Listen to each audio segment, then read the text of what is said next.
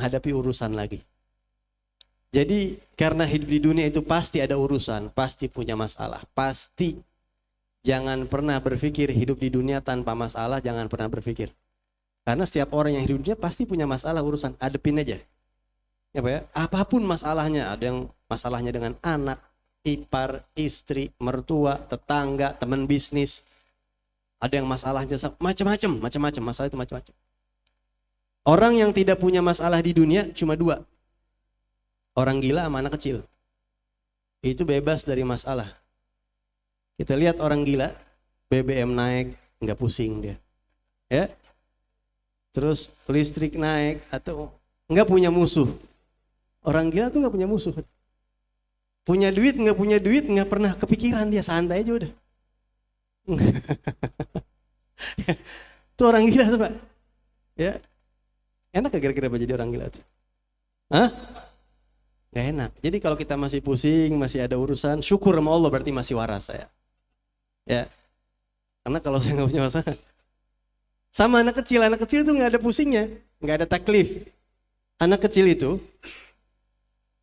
sekarang berantem sama temennya, besok main bareng lagi dia. Nggak ada musuh, nggak ada hasut, nggak ada mau harga naik mau apa naik, dia nggak pusing, tinggal minta duit, kapan mau makan makan. Nggak ada pusing deh. Nah kita yang dewasa itu masalah-masalah itu dikasih sama Allah. Ini untuk menghapus dosa-dosa kita. Atau untuk mengangkat derajat kita. Tapi kalau kita punya keimanan di hati, jangan sampai kalau kita nggak ada iman di hati, punya masalah, stres, akhirnya maksiat sama Allah, na'udzubillah min dzalik.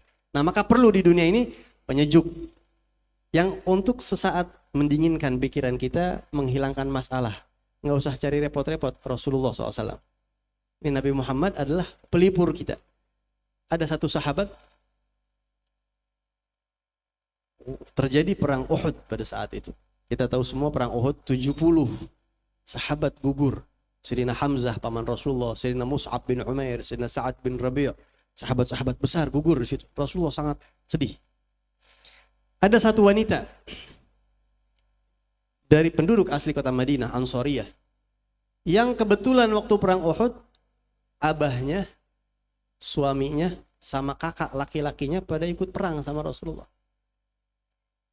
Dan pada saat itu memang waktu perang Uhud ada isu Nabi Muhammad terbunuh. Ada isu itu tersebar. Rasulullah SAW gugur. Sehingga kalang kabut sahabat. Tapi pada akhirnya Rasulullah SAW selamat. Tapi kabar itu kan masih simpang siur. Ada satu sahabat datang. Ketemu sama perempuan ini bilang, ya fulanah isbiri. Yang sabar, yang sabar. Ayah kamu gugur, syahid di perang Uhud. Yang sabar. Nggak lama datang lagi orang lain dan mengatakan isbiri ya fulanah. Kakak kamu laki-laki meninggal dunia di perang Uhud. Datang lagi orang bilang ya fulanah isbiri, sabar. Suami kamu meninggal. Kita mungkin Pak ngedengar ceritanya biasa-biasa aja. Itu perempuan hatinya kayak apa tuh Pak? Bayangin kalau kita punya tetangga, atau bayangin kalau itu terjadi sama anak perempuan kita atau sama istri kita. Di saat yang sama ditinggal sekaligus oleh 3 keluarga laki-lakinya. Abahnya meninggal, suaminya meninggal, kakak laki-lakinya meninggal. Kita sekarang lihat kalau ada orang ditinggal suaminya aja udah goyang Pak hatinya.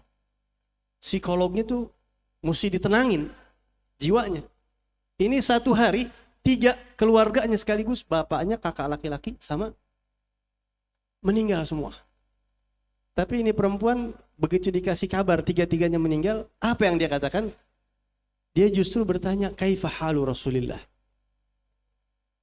Rasulullah bagaimana keadaan?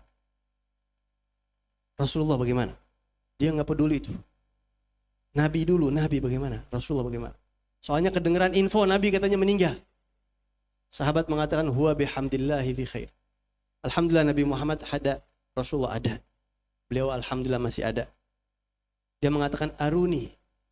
Saya nggak puas, saya mau lihat beliau. Dulluni alaih. Tunjukkan saya di mana beliau. Akhirnya dibawa wanita ini ke tempat yang Nabi Muhammad saat itu sedang duduk. Begitu melihat Rasulullah SAW, betul ada. Perempuan ini mengatakan, ya Rasulullah, kullu musibatin ba'daka jalalu. Seberat apapun musibah ya Rasulullah, asal melihat engkau semua hilang. Semuanya kecil ya Rasulullah. Antum bisa bayangin kalau orang ada Nabi Muhammad, ada cinta, hidup di dunia seberat apapun yang dia jalanin, insya Allah semuanya akan teratasi. Kuatin hubungan kita sama Nabi Muhammad SAW. Dan maulid ini salah satu cara kita memperkuat jalinan batin sama Rasulullah SAW. Mudah-mudahan hidup yang sebentar ini nggak terasa berat-berat banget insya Allah. Dan mudah-mudahan kita kumpul nanti di akhir kiamat, di hari kiamat bersama Rasul Sallallahu Alaihi Wasallam.